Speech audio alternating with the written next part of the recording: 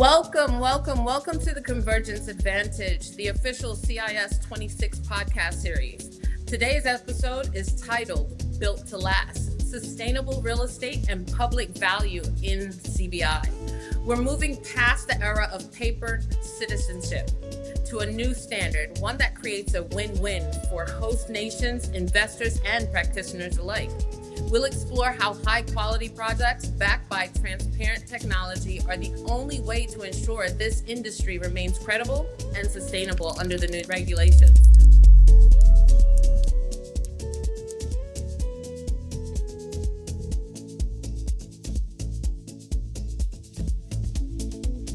Joining us to share how he's helping the industry bridge this gap is the one and only CEO of ClientReferrals, Patrick Peters. Hi, Patrick. How are you today? Hi, Tessa. I'm doing great. How are you? I'm wonderful. I'm looking forward to seeing you at CIS 26. Absolutely. It's been actually a few months since we've seen each other, so it'll be Yes, a it good has. time as always. Yes, it has. And always, I love meeting your team. Your team is quite global and from all over the place. So it's always a great time to meet you guys. Yeah, absolutely. We take the opportunity every year at CIS to do something fun with the team. It's a bit of a reward. We work so hard year round, so it'll be fun. And St. Lucia will be is always a good host. Well, this is my first time in St. Lucia, so I'm excited. All right, so let's jump right into it, okay? Let's get to know you a little bit more. Tell us about yourself, your role, and how client referral fits within the global investment migration ecosystem.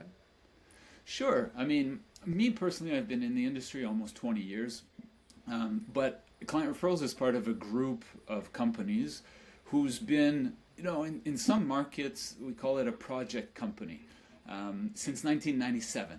So for almost 30 years now. And so essentially our role is simple. We advise either governments or developers or other partners on how to create a project, an investment opportunity that investors, that applicants can invest in. So whether we work with governments on different types of contributions, or we work with developers on building a hotel, or in Antigua we're producing a feature film, all kinds of different, we've worked in Canada and the US, and so all kinds of different projects that we've created to help investors reach their goal of achieving residency or citizenship. Oh, wow. I didn't realize client referrals did all of that. Yeah, absolutely, and for a long time now. N- Nice to know. Nice to know. So let's then examine the market evolution. The investment migration space has evolved rapidly. How would you describe the current state of the Caribbean CBI programs in 2026? Um, in one word, let's say I would describe the state as protection. The five countries, they want to protect their program. They want to protect their relationship with their international partners, their global partners, so the US, the EU, the UK, etc. And they want to protect the value of their citizenship, whether that's for existing, native-born citizens who have been living in their home countries forever, or for their new citizens who have acquired citizenship over the last, decades. So I think that's why I would describe it as a current state of protection. Would that make sense? What do you think? Yeah, definitely. And that is the topic on everyone's conversation right now. I believe the CBI program is, because of certain country leaders, has now become the conversation at the dinner tables. People before, it used to be an exclusive thing that not a lot of people knew about, but now it's a topic on everyone's tongue right now. Everyone's talking about the CBI program, and they look at it as a threat when it's not. Yeah, exactly. I mean, these travel restrictions have brought, front and center the conversation of, is it worth having a CIP program or a CBI program? And so the governments of each countries and us, the private industry practitioners, we've seen that benefit firsthand. We know there's a material economic benefit, positive impact to each of these host countries. Now it's the job of government to show that impact to the everyday Antiguans, Barbudans, Kititians, Nevisians, etc., so that they feel it, that they see it as well, and that they in turn support these programs. So that's interesting because that leads to my next question, and I believe this is where, personally, I'm looking forward to hear your answer to this question because I think you might have already answered it. If you had to be candid, despite the growth we've seen in capital inflows, where are programs still falling short in translating that capital into meaningful long-term national development?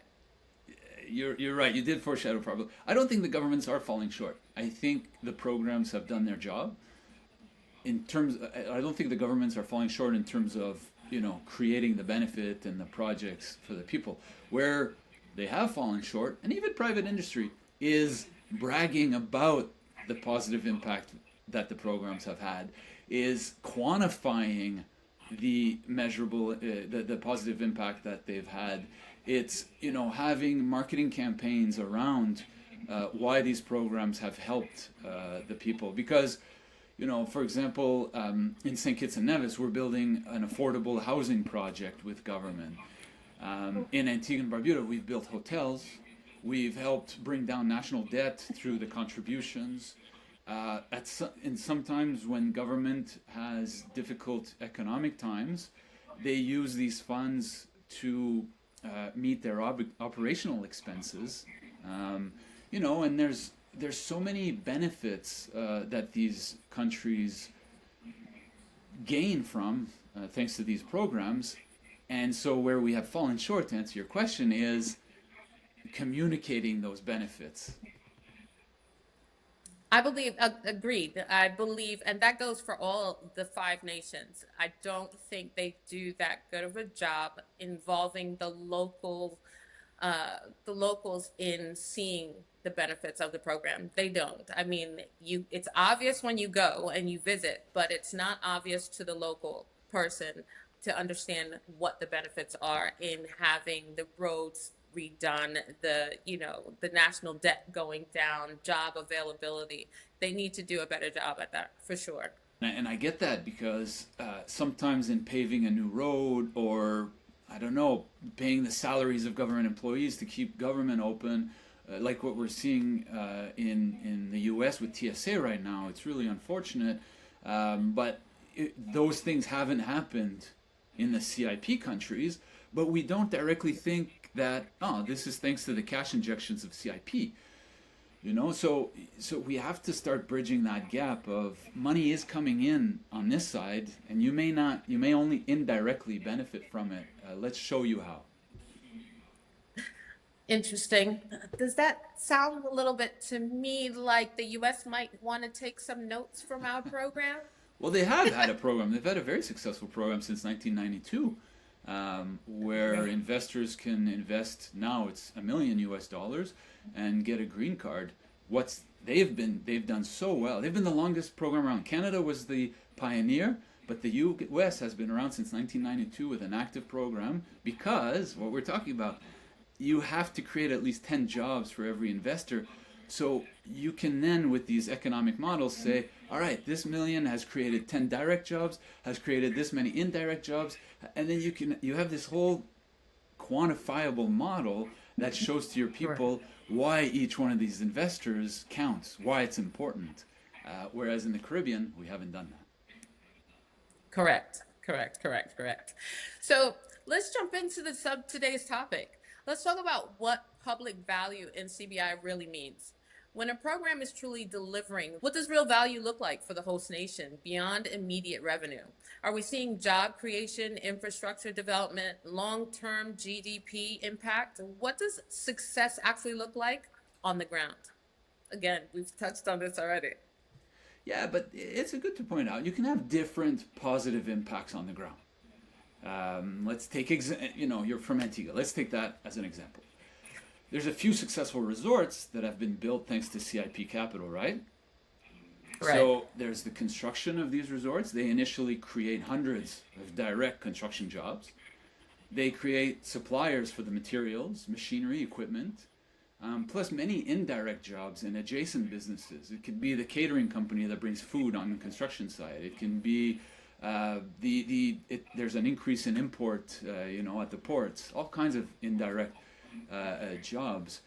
But they also create thousands of long-term jobs in operating these resorts. And then the tourism industry in general. So the more hotels you build, the more flights you will attract. The more flights you attract on the island, the more tourists come. The more tourists, the more businesses, taxis, restaurants, tour companies, etc., etc., etc. And so in terms of GDP creation, or there's the long-term impact of having these hotels. It's government tax revenue, the government services can be increased, and so on and so forth. And so you have the immediate and direct job creation, the immediate indirect job creation, the long-term job creation, the long-term tax revenue. And so it really creates a value chain on multiple levels. And that's just the hotel industry. We haven't talked about residential housing, or in Antigua we're in the middle of producing a feature film. Our feature film is going to probably hit theater or the streaming services later this year. That's going to be direct promotion for the tourism industry. It's creating job in a new industry, which is entertainment, film, and TV. And so there's so many opportunities at different levels, short-term, medium-term, long-term, that can be generated if we put our mind to it. Understood. So you've been hinting at a film being done as one of the projects in Antigua. Should we be moving beyond traditional real estate offerings towards projects tied to public services and national development priorities?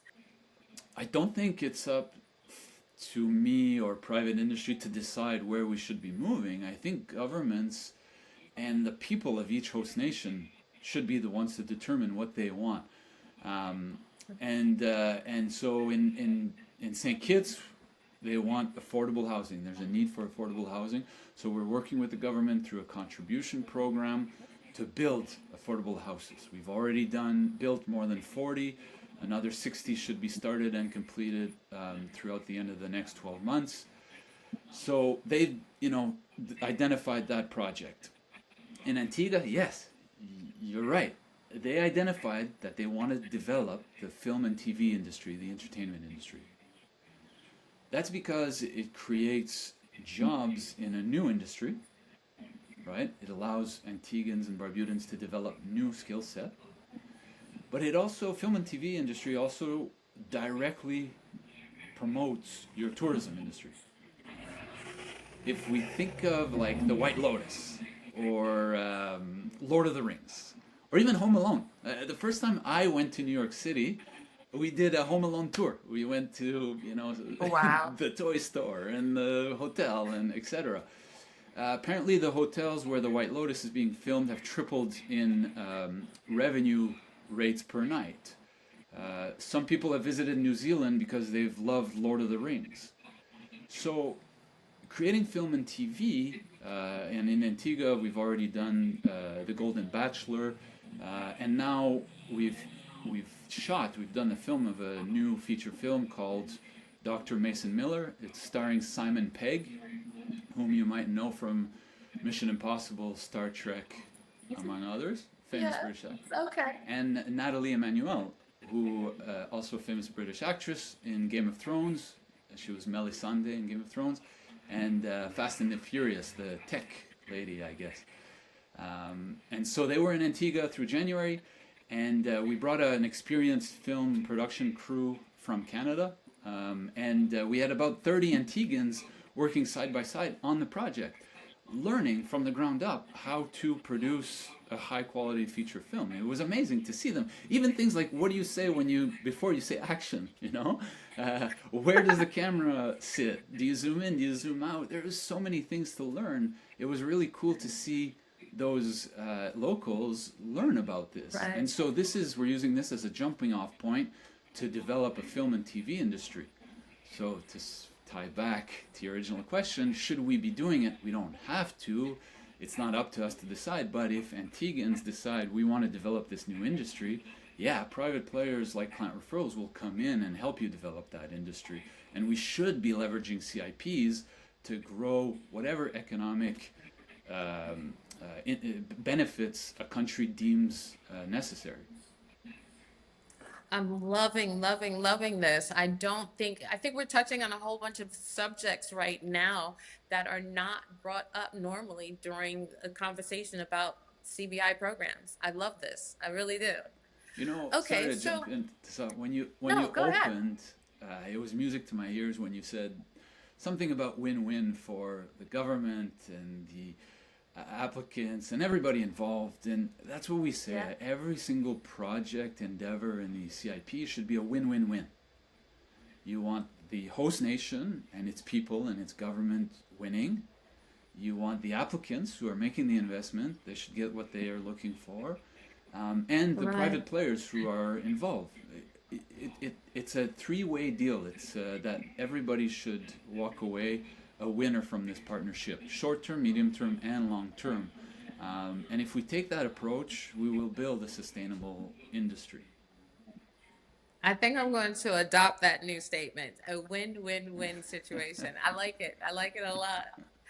So, you've been in the Caribbean for a while. In the Caribbean CBI ecosystem, collaboration among stakeholders is crucial for success. How can equity be improved between governments, investors, and agents? I don't have the magic formula, but what I do know is it's 100% in the hands of government. I think EC-CIRA, the central regulator that was implemented last year, I think it's a great step.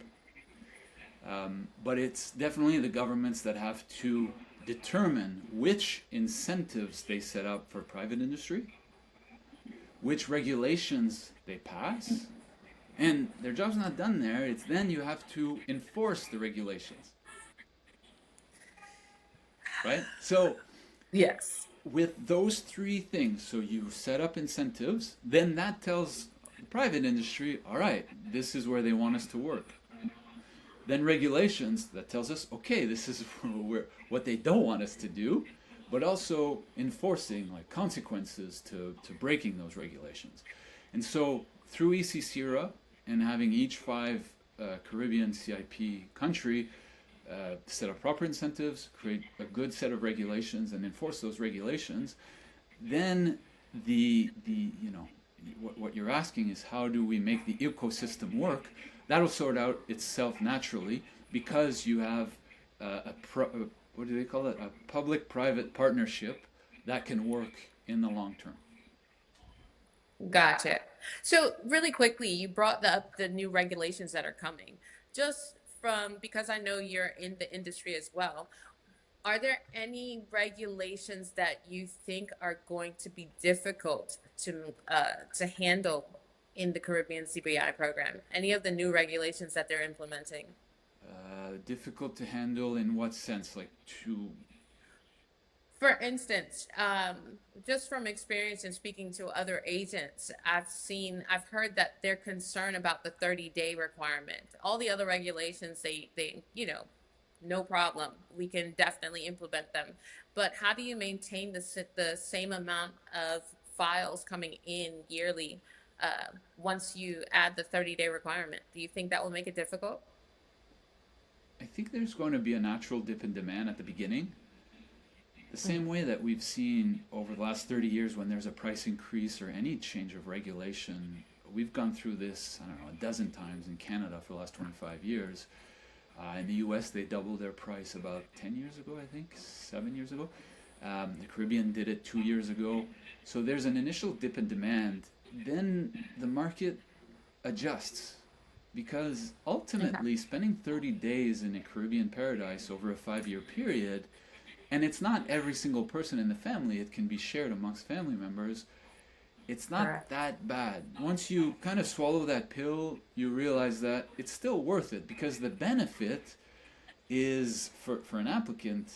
Why are they doing this? They're doing this for peace of mind. They're doing this for their kids, for the long-term benefit of themselves, their financial planning, their tax planning, the the peace of mind, potential plan B country, whatever it is, it's still worth it. So that equation still comes out positive ultimately. So I'm not very worried about it.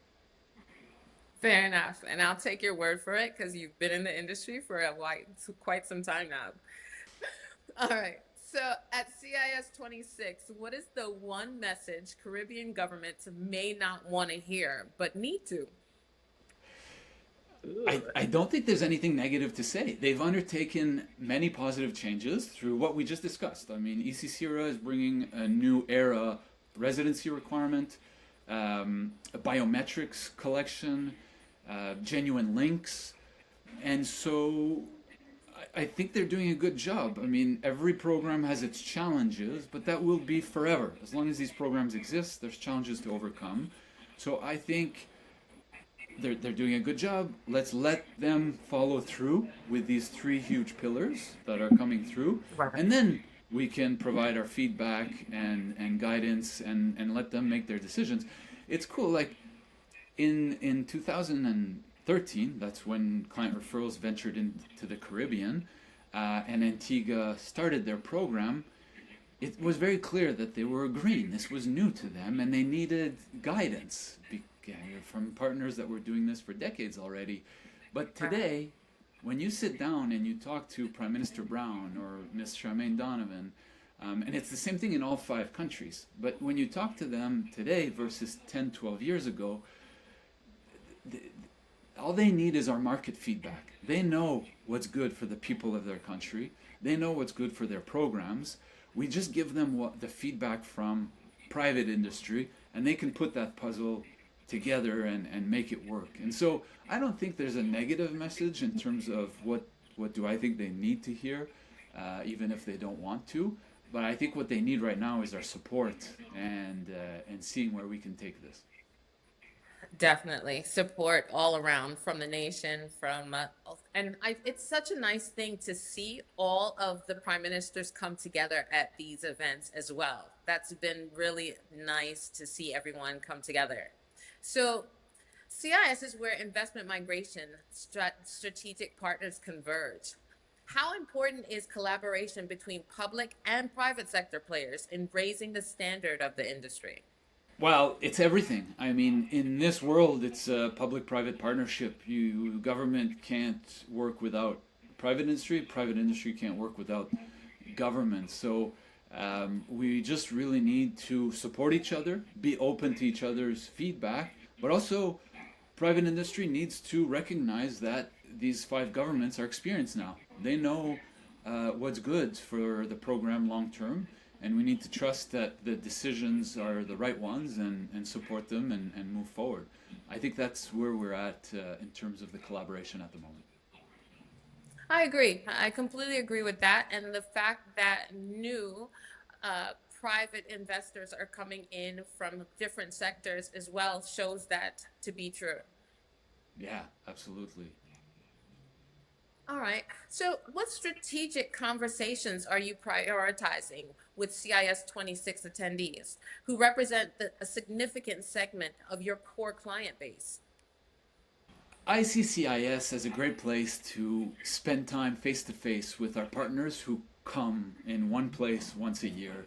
You know, you get to shake hands, you get to catch up in person, and the conversations evolve where they may. I mean, most of our partners I'm talking to regularly anyways, but the ones who are looking for a little bit more education or updates, whether it's on the projects that we've created, the projects that are coming, which their clients can then invest in, or whether it's updating them on where these regulations are going, I think those are going to be the 2 overarching themes of the conference. What do you think?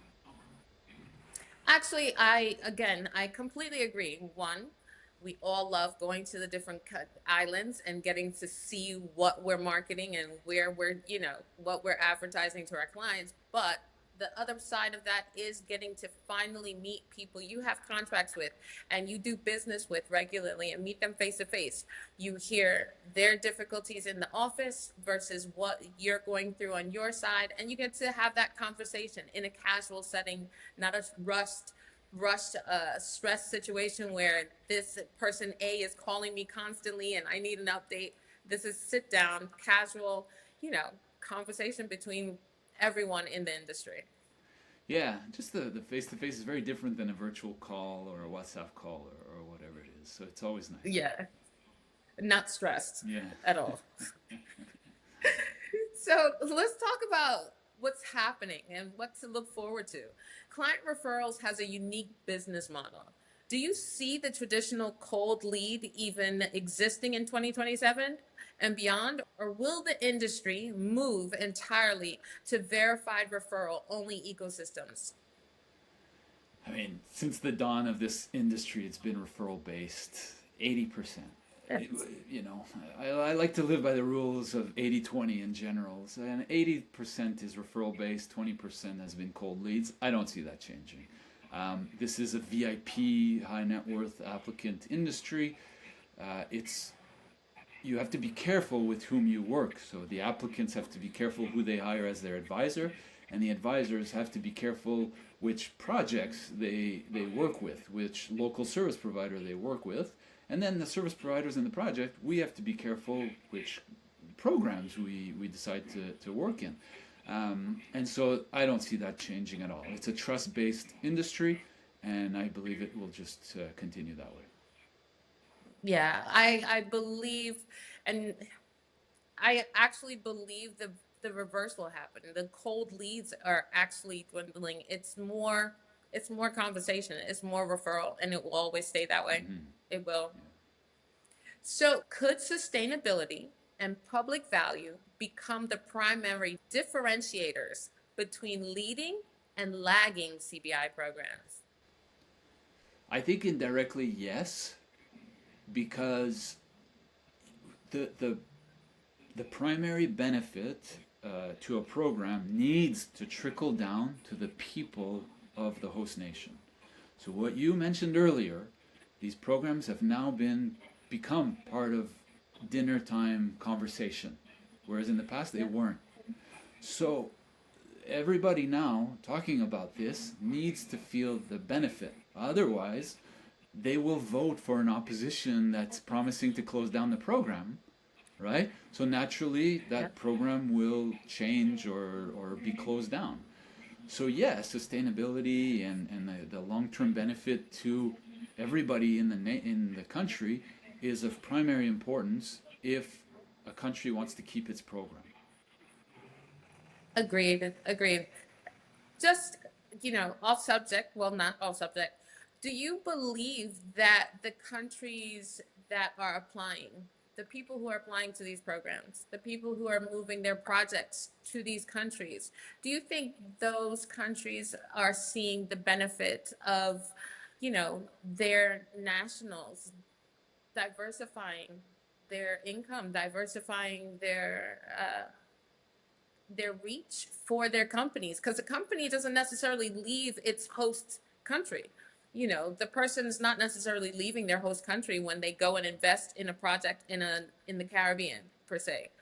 Someone from Canada, someone from the US investing in the Caribbean does not take away from, what they contribute to their host country. Do you agree or disagree?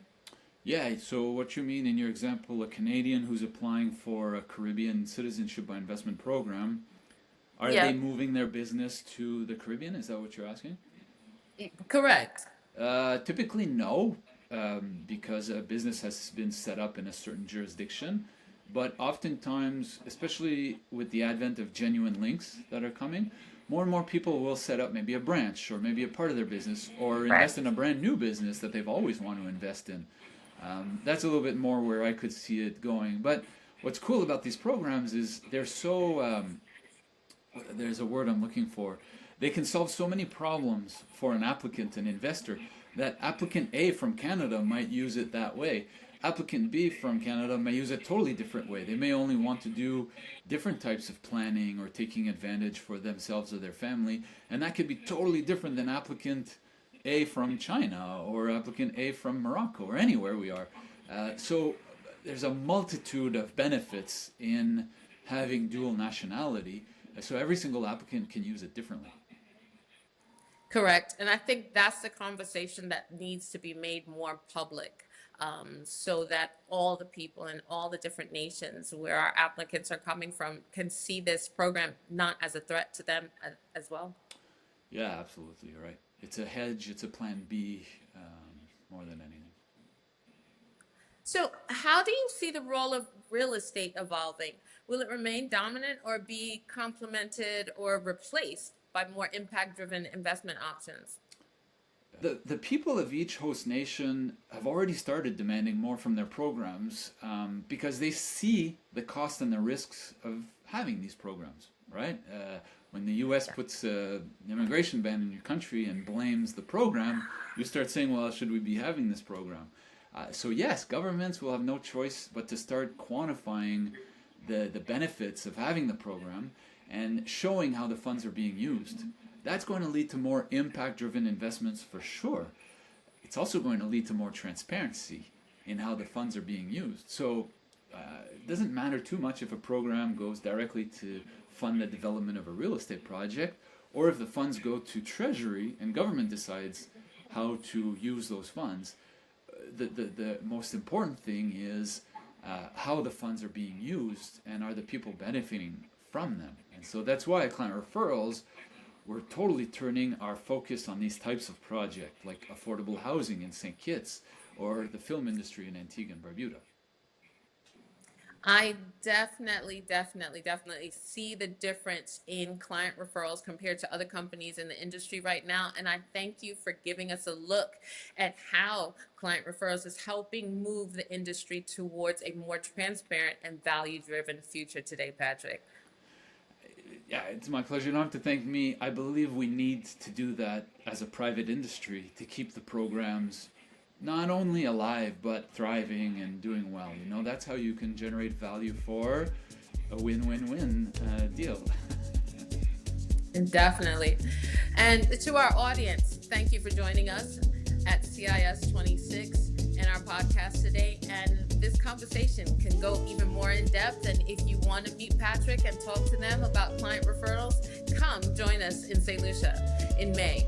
Stay tuned for our next episode as we continue to explore the ideas and leaders shaping the future of global mobility. We'll see you then.